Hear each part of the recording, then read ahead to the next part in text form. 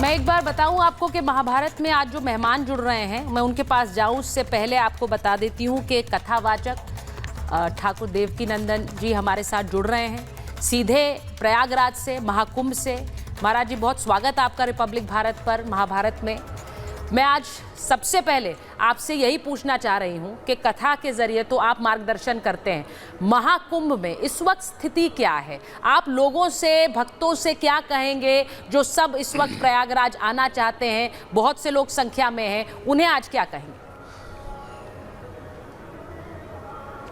सुचरिता जी, आपके माध्यम से और आर भारत के माध्यम से एक बात मैं सभी आने वाले यात्रियों से ये निवेदन करूंगा कि अगर संभव हो सके तो 4 या 5 तारीख के बाद में आप आइए।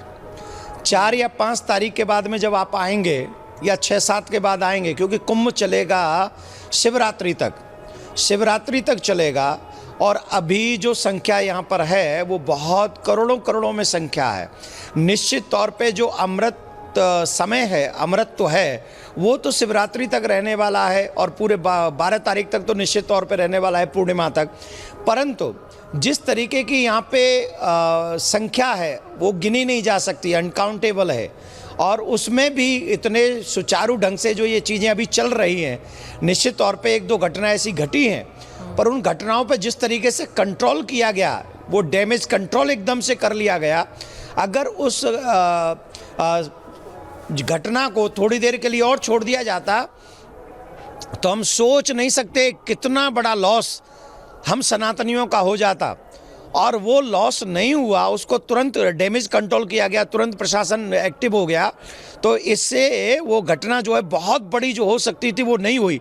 पर फिर भी मैं आप सब जो आने वाले लोग हैं उनसे मैं ये कहूँगा, आराम से आइए, कुछ दिन प्रतीक्षा कीजिए और जिन रोडों पे जाम है उन रोडों पे आप कतई मत जाइए। और अगर आपको लगता है कि हमें जाना है और आप अगर कुंभ में हैं तो आप संगम में ही स्नान करेंगे, ये जरूरी नहीं है। आप गंगा में स्नान करिए, आपको वही लाभ मिलेगा। आप जमुना में स्नान करेंगे, आपको वही लाभ मिलेगा। आप संगम में कहीं भी बैठकर अगर आप कथा भी सुन रहे तो आपको बहुत बड़ा लाभ मिलेगा। तो मैं आपसे आग्रह करूंगा कि जहां भीड़ ज़्यादा हो वहां से थोड़े दूर रहें और जहां आप जा सकते हैं वहां आराम से जाएं। अगर आपके आगे बच्चा है तो आपको सावधानी रखनी है, बुजुर्ग है तो आपको सावधानी बरतनी है। आने वाले जो लोग हैं उनसे मेरा हाथ जोड़ के एक प्रार्थना है, अपने साथ बच्चे और बुजुर्ग अभी न लेके आए, अभी तो बिल्कुल भी ना लेके आए। बच्चे और बुजुर्गों को घर पे रहने दें, उनके नाम की डुबकी भी अगर आप लगाएंगे तो आपको उतना ही पुण्य मिलेगा। एक और बात बता दूं, जब आपके मन में ये संकल्प होता है ना कि मैं प्रयागराज जा रहा हूं, उसी समय से, ये मैं नहीं कह रहा हूं, पुराण कहते हैं, उसी समय से आपके पाप आपके शरीर को छोड़ के भागने लग जाते हैं। तो जब आप प्रयाग में आते हैं तो फिर उसका कहना ही क्या है। तो आप आइए, लेकिन कुछ दिन और वेट करिए प्लीज़। ये आपका संदेश में इसलिए बहुत ज़रूरी है महाराज जी, क्योंकि बहुत से लोग वहाँ आने का इंतज़ार कर रहे हैं। हम बार बार अपने रिपब्लिक के माध्यम से भी लोगों को बता रहे हैं कि अमृत स्नान में विशेष रूप से बहुत भीड़ होती है। अब बसंत पंचमी का स्नान है और बहुत से लोगों को ये लगता है कि हम जाएंगे तो संगम पर ही स्नान करें। अगर हम प्रयागराज जा रहे हो, संगम नहीं गए तो क्या हुआ? ऐसे में ये ज़रा बताइए कि कैसे प्रयाग में कुंभ के जरिए जो अमृत गिरा तो फिर पूरे प्रयाग में पानी अमृत है। नहीं सुचरिता जी, आप एक बात बताइए, जब यहाँ पूरे प्रयाग में पूरे कुंभ के समय पे अगर संगम में ही स्नान करना है तो जो 33 कोटि देवी देवता प्रत्यक्ष अप्रत्यक्ष रूप से जो देवता हैं, क्या वो सभी संगम में ही जा रहे हैं? क्या वो फिर गंगा और यमुना में वो देवी देवता नहीं है? ऐसा नहीं है।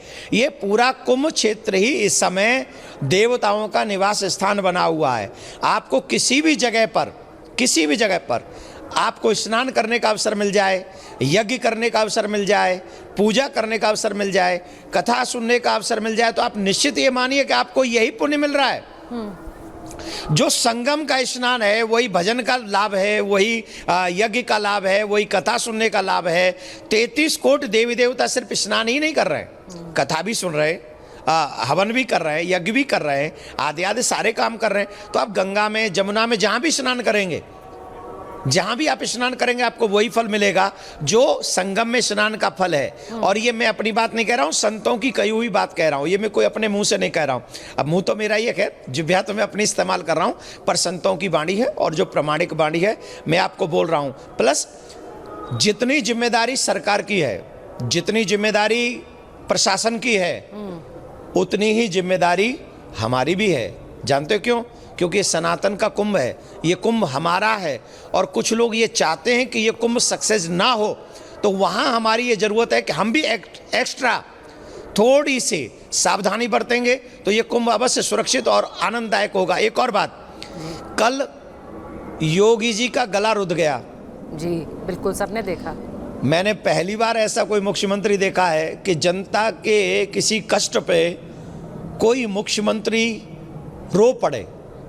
पहली बार, मुझे याद नहीं अगर कोई हुआ भी होगा तो योगी जी आपने जो किया है, इतनी बार कुंभ से पहले आके जो इतनी यात्राएं यहाँ की हैं, इतनी देख रेख की है, आप स्वयं आए हैं, तो सनातनी जगत आपकी इसीलिए प्रशंसा कर रहा है। ये व्यक्ति की प्रशंसा नहीं है, ये आपके कर्म की प्रशंसा है, क्योंकि आपने वाकई इतनी बार आप आए हैं।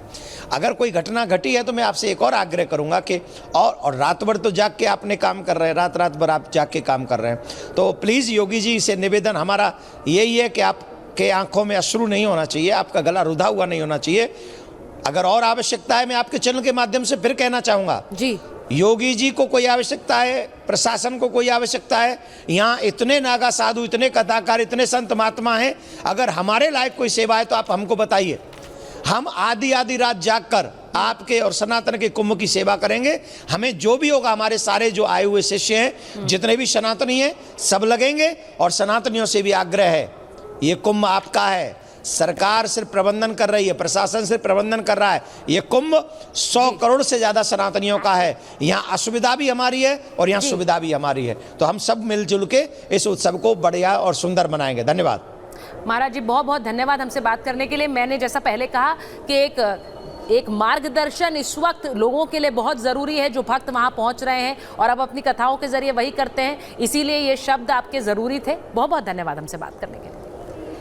मैं आपको एक छोटी सी रिपोर्ट दिखा रही हूं, क्योंकि हमारे साथ वरिष्ठ पत्रकार हर्षवर्धन त्रिपाठी जी जुड़ गए हैं, हमारे साथ प्रोफेसर विशाल मिश्रा हैं और former DGP UP Vikram Singh ji जुड़ गए हैं। मैं एक बार आप अपने मेहमानों के पास जाऊं, उससे पहले एक छोटी सी रिपोर्ट आपको दिखाती हूं कि कैसे कुछ घंटों में प्रयाग की व्यवस्था बदली। ये देखिए।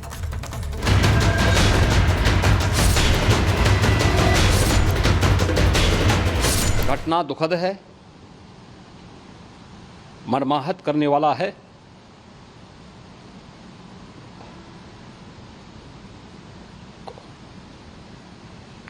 उन सभी परिजनों के प्रति हमारी पूरी संवेदना है। कल योगी के आंसू देखे, अब योगी का एक्शन देखिए। उत्तर प्रदेश के मुख्यमंत्री Yogi Adityanath full action mode में। देर रात तक सीएम योगी ने अधिकारियों के साथ मैराथन बैठकें की। आज महाकुंभ की सुरक्षा का जायजा लेने के लिए अचानक संगम पहुंचे डीजीपी प्रशांत कुमार। मुख्य सचिव मनोज कुमार भी साथ थे। डीजीपी के साथ कई अधिकारी मौजूद थे।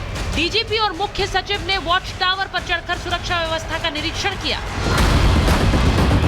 सीएम योगी के आदेश पर 2019 इलाहाबाद कुंभ मेले में डीएम प्रयागराज की जिम्मेदारी संभालने वाले भानुचंद्र गोस्वामी और वहां के तत्कालीन कमिश्नर आशीष गोयल को महाकुंभ नगर भेजा गया है। साथ ही 5 विशेष सचिव स्तर के अधिकारियों की भी तैनाती है। महाकुंभ में अगला अमृत स्नान बसंत पंचमी के दिन होगा। इसे देखते हुए हर रूट में पेट्रोलिंग में इजाफा किया गया है। 4 पहिया वाहनों की एंट्री पर रोक है। इतना ही नहीं, पूरा मेला क्षेत्र में नो व्हीकल जोन घोषित किया गया है। मेला क्षेत्र में सभी वीवीआईपी पास को 4 फरवरी तक रद्द कर दिया है।